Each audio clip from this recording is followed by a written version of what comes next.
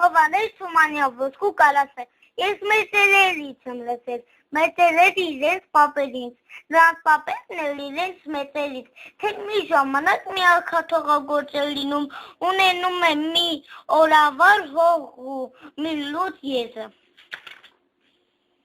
Ժամանը այս աղքաթողագործի եզները սատկում են,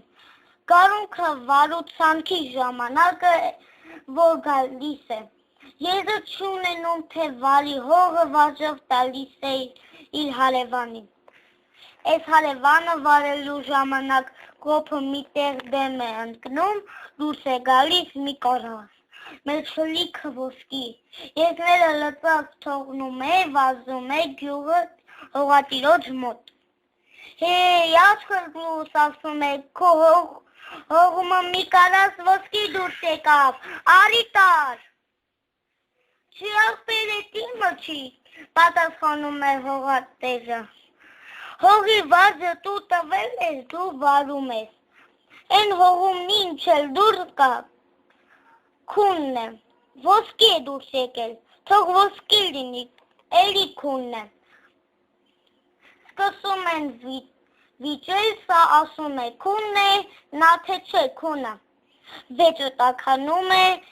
իրար ծեծում են, գնում են թագավորի մոտ գատ, թագավորը մի կարաս ոսկու անունը լսում է, թե չէ, աչքերը չորս է բացանում, ասում է, ոչ քունն է, ոչ դրանը, իմ հողուն կարասով ոսկի է դուրս եկել, իմն է։ Իր մարդկանցով գնում է, որ հանի բերի, գնում է կարասի բերանը բացանել է տալի, տեսնում է ինչ ոսկի, կարասը լիքը օձ, զարհուրած ու կատաղած ետ է գալիս, հրամայում է պատժեն անգետ ռանչպարներին, որ համարձակվել են իրեն խաբել։ Չէ, թագավորն ապրած կենա, գոռում են խեղճերը, մեզ ինչու է սպանում, լավ չես տեսել, օձ չկա այնտեղ, ոսկի է, ոսկի։ Թագավորը նոր մարդիկ է ուղարկում, որ գնան ստուգեն։ Մարդիկը գնում են, ետ գալի, թե ճշմարիտ ոսկի է։ Վահ, զարմանում է թագավորը,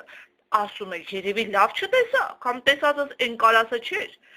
Վեր է կենում, մին էլ գնում։ Կարասը բաց է անում, դարձյալ մեջը լիքը օձ։ Այս ինչ հրաշք է, ինչ միտք ունի չեմ հասկանում։ Թագավորը հրամայում է, հավաքում է երկրի իմաստուններին։ Բացատրեցեք, ասում է, ով իմաստուններ, ինչ հրաշք է սա։ Այս հողագործներն իրենց հողում կարասով ոսկի են գտել։ Ես եմ գնում, կարասը լիքնոց է դառնում։ Սրանք են գնում, ոսկի։ Այս ինչ կնշանակի։ Դրա բացատրությունն է, թագավոր, եթե չես բարկանալ, ասում են իմաստունները։ Կարասով ոսկին աղքատ հողագործներին պարգև է ղրկած իրենց ազնվության ու արդար աշխատանքի համար։ Երբ որ նրանք են գնում, իրենց արդար վարձն են գտնում ու միշտ էլ ոսկի են գտնում։ Իսկ երբ որ դու ես գնում ես ուրիշի բախտը հափշտակես, նրա համար էլ ոսկու տեղ օձ ես գտնում։ Թագավորը ցնցվում է, խոսք չի գտնում պատասխանելու։ Լավ, ասում է, դե հիմի այն որոշեցեք, թե այդ երկուսից որին է պատկանում գտած ոսկին։ Իհարկե հողատիրոջը, ձայն է տալիս վարող գյուղացին, չէ, վարողինն է, մեջ է մտնում հողատերը ու նորից սկսում են կռվել։ Լավ, կացեք, կանգնեցնում է իմաստունները, ինչ ունեք դուք, տղա կամ աղջիկ,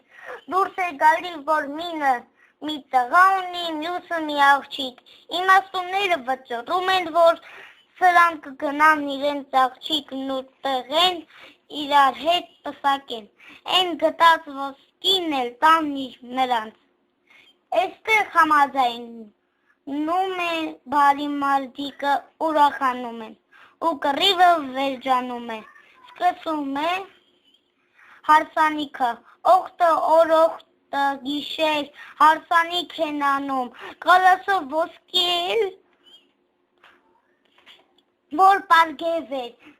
ղրկած իրենց ազնվության ու արդար աշխատանքի համար, տալիս են իրենց զավակներին,